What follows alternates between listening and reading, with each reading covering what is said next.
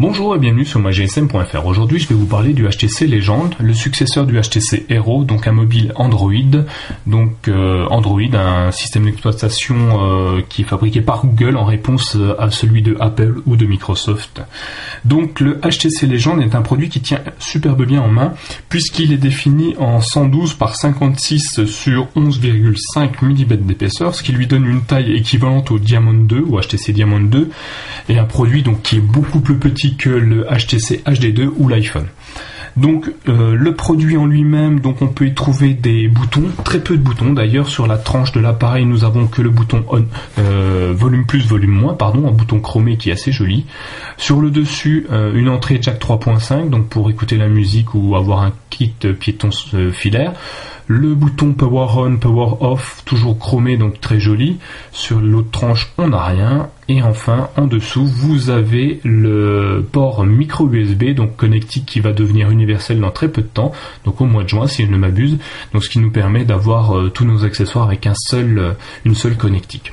Donc sur la face de l'appareil, on a donc un écran qui est plutôt sympathique puisque très lumineux, donc qui est défini en 480 par 320, ce qui lui donne une diagonale de 3,2 pouces. C'est un écran AMOLED multipoint, 16 millions de couleurs. Donc le multipoint, pour ceux qui ne connaissent pas encore, c'est le système de zoom qu'a inventé Apple pour vous pincer et vous zoomer sur l'appareil. On voit un petit peu ici, vous voyez, je zoome sur le menu. Donc au niveau de la face toujours, donc plusieurs boutons, donc le bouton Home qui nous permet de revenir à la page d'accueil principale, le bouton Menu qui nous permet d'accéder à tous les menus logiciels et téléphone, le bouton Retour arrière, très pratique, vous verrez, on l'utilise tout le temps, et enfin le bouton Recherche, petite loupe qui vous permet de faire une recherche comme sur l'iPhone ou sur l'HD2, donc immédiatement dans le répertoire, dans les logiciels, voire sur Internet si on a une connexion Internet avec le téléphone. Ce petit point juste en dessous, c'est un trackpad, donc successeur du trackball. L'avantage, pas de poussière avec ce produit-là, optique en plus, donc pas besoin de faire glisser quoi que ce soit, juste passer le doigt dessus et il comprend très vite et c'est très fluide au niveau de la réponse de l'écran avec ce système de trackpad. Donc ce produit, on a fait le tour rapidement au niveau des caractéristiques générales. On a un produit vraiment très sympathique puisqu'il est en 3G, 3G+, il a le Wi-Fi, il est A2DP, donc Bluetooth stéréo pour ceux qui ne connaissent toujours pas. Une mémoire interne de 384 mégabits seconde, 512 de ROM. On peut étendre sa mémoire à 32 Go avec une carte micro SD, donc c'est quelque chose de très intéressant, ce qui nous permettra de stocker beaucoup d'informations, beaucoup de photos. D'ailleurs, en parlant des photos, c'est un produit un appareil photo 5 millions de pixels, donc on voit à l'arrière, avec un flash LED. Donc les photos sont définies en 2592 par 1944, ce qui nous donne des très belles photos sur un écran. Par contre, toujours pas terrible en intérieur, les photos malgré le flash donnent pas grand chose, plutôt jauni. On cherche pas un appareil photo quand on achète un téléphone. Voilà. Donc au niveau logiciel de ce produit, donc il tourne sous Android comme je vous ai dit tout à l'heure. Donc là on est en version 2.0 qui nous permet la compatibilité maximum, donc on peut avec tous les logiciels pour le moment qu'on peut trouver sur Market, donc le logiciel de téléchargement d'applications. Pour faire le tour de cet Android, je vais vous montrer vite fait. Donc on est sur une interface Sense, donc qu'affectionne particulièrement HTC, qu'on retrouvera dans le Google Nexus One par exemple.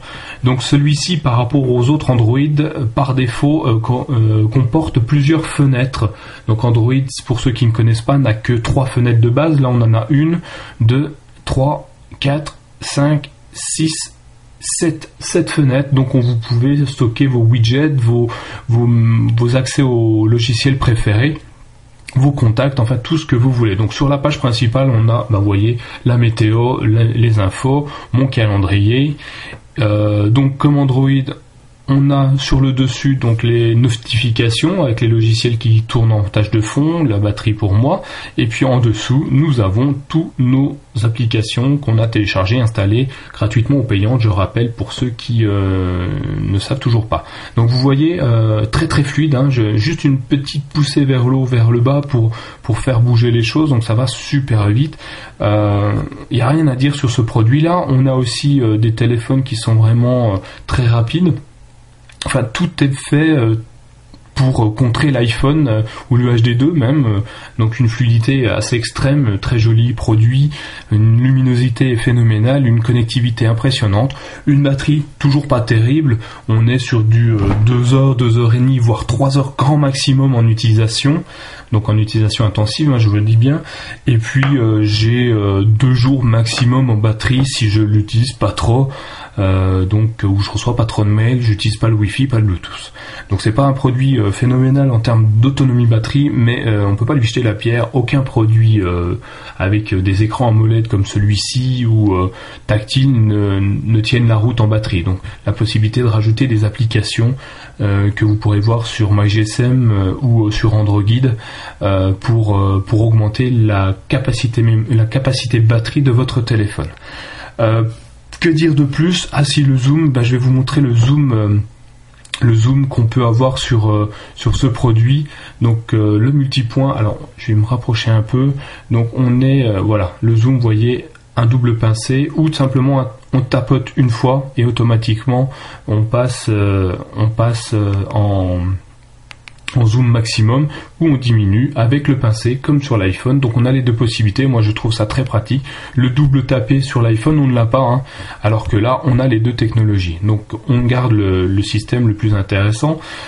Pour info, on a un accéléromètre qui est très sympathique, qui est très fluide, qui va évidemment pas marcher là, voilà, si le voici. Donc l'accéléromètre, vous avez vu, est assez sympathique. On accède au menu, au clavier, au menu directement avec le bouton menu, comme vous avez vu. Pour saisir quelque chose, tac, on va aller dans la barre de tâches. On va avoir notre menu notre clavier qui va apparaître. Donc très simple, on va aller effacer tout ce que j'ai mis. Voilà, je reviens de la fin. Et on va aller sur MyGSM, vous allez voir. Donc il reconnaît automatiquement les caractères, il nous propose des choses qu'on a déjà saisies. Donc vous voyez, mygsm.fr, tac, je clique. Et voilà, il va se connecter au site mygsm.fr. Vous allez voir ce que ça donne sur le téléphone. Donc là je suis en Wi-Fi, donc c'est assez rapide, un peu plus lent en classique. Donc voici MyGSM.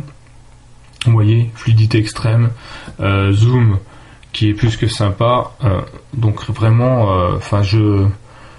rien à dire, c'est vraiment un produit que j'affectionne particulièrement pour le moment. Je l'utilise depuis un mois et demi et j'en suis vraiment très très content. Voilà, je crois que j'ai fait le tour rapidement du produit. Si jamais vous avez des questions, des interrogations sur ce produit-là, n'hésitez pas à me laisser un commentaire ici ou sur le site www.mygsm.fr, ou vous pouvez laisser un petit message à Luc sur le site android.webatou.com. Voilà, c'était Nicolas pour mygsm.fr.